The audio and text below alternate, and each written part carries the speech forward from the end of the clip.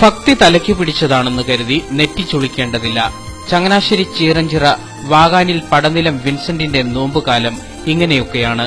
വിശ്വാസത്തിന്റെ തീവ്രത അനുഭവിച്ചറിയണമെങ്കിൽ ക്രിസ്തുവിന്റെ പീഠാനുഭവങ്ങൾ സ്വയം ഏറ്റുവാങ്ങണം. യുഹാനോൻ പ്രവാചകന്റെ വാക്കുകളെ അനുസരിച്ച് നിനവ രാജ്യത്തെ ജനങ്ങൾ ചാരം പൂശി ചാക്കുശീല ധരിച്ച് നോമ്പാചരിച്ചതിന്റെ സ്മരണയിലാണ് വിൻസെന്റ് ഈ നോമ്പുകാലവും ചെലവഴിക്കുന്നത്.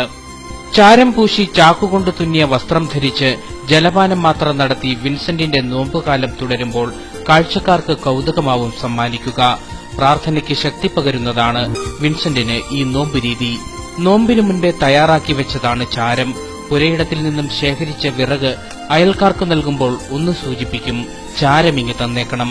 ചാക്കുശീല കൊണ്ട് തുന്നിയ 2 വസ്ത്രങ്ങൾ ദിവസവും മാറി മാറി ധരിച്ചാണ് പ്രാർത്ഥനയുടെ ദിനങ്ങൾ. നോമ്പിന്റെ 40 നാൾ പിന്നിട്ട് 41 ദിവസം പ്രത്യേകം തയ്യാറാക്കിയ മരക്കുരിശ് ചുമന്ന് ചാരം പൂശി ചാക്കുശീല ധരിച്ച് വിൻസെന്റ് മലയാറ്റൂരിലേക്ക് പുറപ്പെടും. 80 കിലോയിലധികം ഭാരമുള്ള കുരിശാണ് ഇതിനായി തയ്യാറാക്കി വെച്ചിരിക്കുന്നത്. 150 കിലോമീറ്റർ മരക്കുരിശുമായി സഞ്ചരിച്ച് മലമുകൾ താണ്ടി ക്രിസ്തുവിന് സ്വയം സമർപ്പിച്ച് തിരികെ വീട്ടിലെത്തുന്നതോടെ മാത്രമാണ് നോമ്പ് അവസാനിക്കുക. ഇതിന്റെ ഉദ്ദേശം എന്താണെന്ന് വെച്ചാൽ, ഒന്ന് എളിമയുടെ സന്ദേശമാണ് ചാക്കൊടുത്ത് ചാരം പൂശുക. ഒരു വർഷത്തിന് 365 ദിവസമുണ്ട്. അതിൽ 40 ദിവസം കർത്താവിന് വേണ്ടിയിട്ട് മാറ്റിവെക്കുക.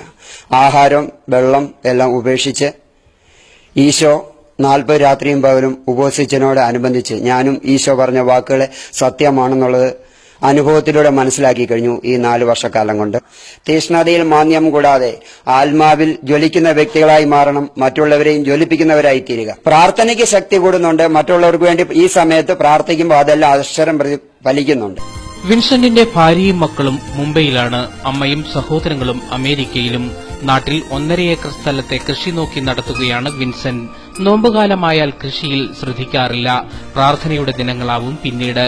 മറ്റുള്ളവർ എന്തു പറയുന്നു എന്നൊന്നും വിൻസെന്റിന് തോന്നാറില്ല. എളിമയുള്ളവനായി ജീവിക്കുക. മറ്റുള്ളവരും അങ്ങനെയാവണം. അതാണ് വിൻസെന്റിന്റെ പ്രാർത്ഥനയും ആഗ്രഹവും. ക്യാമറമാൻ നെൽസനോടൊപ്പം സുഭാഷ് ലാൽ, ദൃശ്യാന്യൂസ്, ചങ്ങനാശ്ശേരി.